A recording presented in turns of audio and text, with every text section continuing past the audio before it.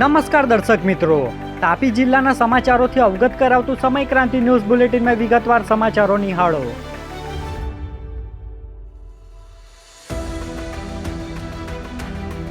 ઉકાઈમાં બેકાબુ tempo ચાની દુકાનમાં ઘૂસ્યો, 4 બાઇકને નુકસાન. ઉકાઈ વિસ્તારમાં એક પિકઅપ ટેમ્પાના ચાલકે સ્ટેરિંગ પરથી કાબુ ગુમાવતા વાહન સીધું ચાની દુકાનમાં ઘૂસી ગયું હતું. અકસ્માત દરમિયાન દુકાન બહાર પાર્ક કરેલી 4 જેટલી મોટરસાઇકલો ટેમ્પાની અડફેટે આવી હતી. સદનસીબે ઘટનામાં કોઈ જાનહાનિ થઈ ન હતી. જોકે વાહનોને નુકસાન પહોંચ્યું હતું. ઘટનાને પગલે સ્થળ પર લોકોના ટોળે ઉમટી પડ્યા હતા.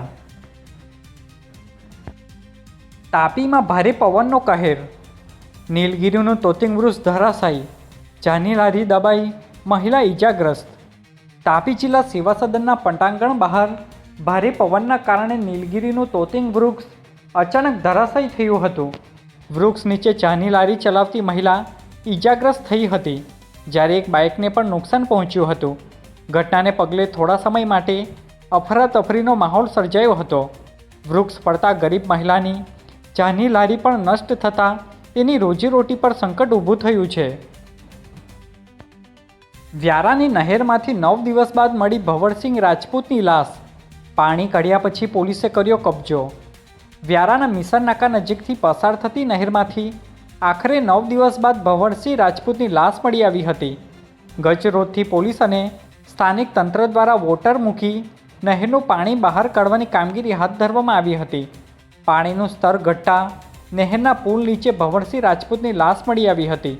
પોલીસે લાશનો કબજો લઈ પોસ્ટમોર્ટમ માટે ખસેડી વધુ તપાસ હાથ ધરી છે. વ્યારા નગરપાલિકાના આપત્તિ તંત્રની આરસીએમ અધિકારીએ કરી સમીક્ષા.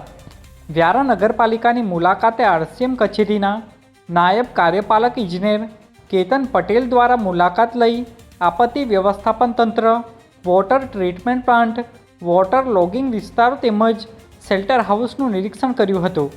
આ દરમિયાન ચીફ ઓફિસર અને સિટી એન્જિનિયર સાથે સ્થળ મુલાકાત કરી જરૂરી સૂચનો અને માર્ગદર્શન આપી ચોમાસામાં સતર્કતા સાથે કામગીરી કરવા પર ભાર મૂક્યો હતો.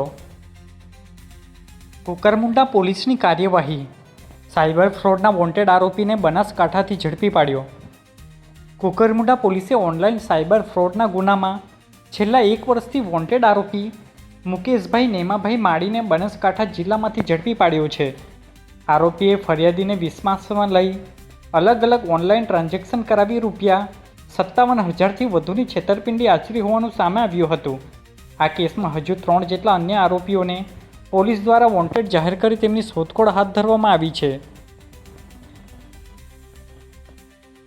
તાપીની આંગણવાડીઓમાં ભૂલકાઓએ સર્જનાત્મક પ્રવૃત્તિઓથી શીખ્યા પ્રકૃતિના પાઠ. તાપી જિલ્લાના વિવિધ આંગણવાડી કેન્દ્રોમાં બાળકોના સર્વાંગી વિકાસ માટે પ્રકૃતિ આધારિત સર્જનાત્મક પ્રવૃત્તિઓનું આયોજન કરવામાં આવ્યું હતું. ચાપાવાડી 2 ખાતે પાંદડાના ચીટકકામ, મેઘા 2 ખાતે છોડની અળખ અને મલંગદેવ 1 કેન્દ્રમાં છોડની ઉગવાની પ્રક્રિયા અંગે બાળકોને પ્રાયોગિક માહિતી આપવામાં આવી હતી. ઉચ્છલ પોલીસ મથકે કલેક્ટર દેવ ચૌધરીની મુલાકાત, કાયદો વ્યવસ્થાની કરી સમીક્ષા. તાપી જિલ્લા કલેક્ટર દેવ ચૌધરીએ ઉચ્છલ પોલીસ સ્ટેશનની મુલાકાત લઈ પોલીસ સ્ટેશન, બેઝાડ સપોર્ટ સેન્ટર, લોકઅપ, વિવિધ રજિસ્ટરો અને ક્રાઇમ રેકોર્ડનું નિરીક્ષણ કર્યું હતું. તેમણે કાયદો વ્યવસ્થા વધુ મજબૂત રહે તેમજ અરજદારોની ફરિયાદોનો સમયસર નિકાલ થાય તે માટે પોલીસ અધિકારીઓને જરૂરી માર્ગદર્શન અને સૂચનો આપ્યા હતા.